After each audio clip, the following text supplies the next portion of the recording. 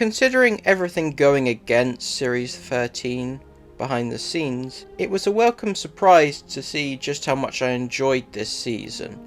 I feel like because Chris Chibnall had to think outside the box, he was allowed the opportunity to actually be a bit more creative and actually enjoy himself this season.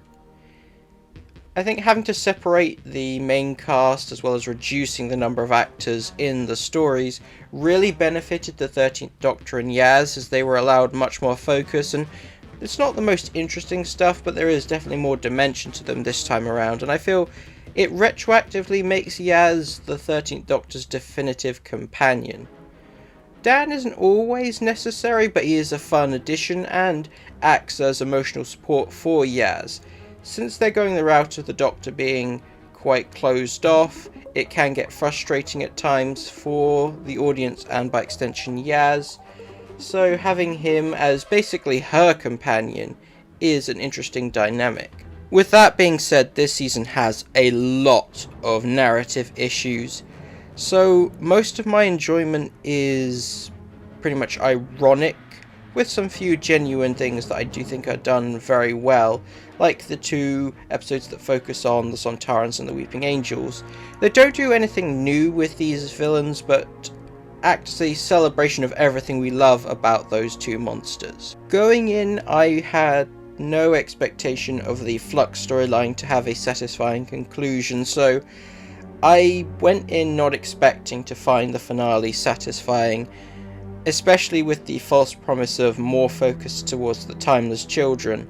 So I was less angry with the Vanquishers and was able to enjoy all the madness in those final 2 episodes. They're a mess undeniably, but at least an entertaining mess. I do wish the Ravagers had been given more to do, as they started off as really interesting villains, but the fact that they just sort of lost focus towards the end, I'm not mad about it. I just learnt to stop caring about this stuff after the Timeless Children. So to conclude, compared to most people, I'm a lot more forgiving of Flux's mistakes, as I can appreciate the attempts to actually be quite creative.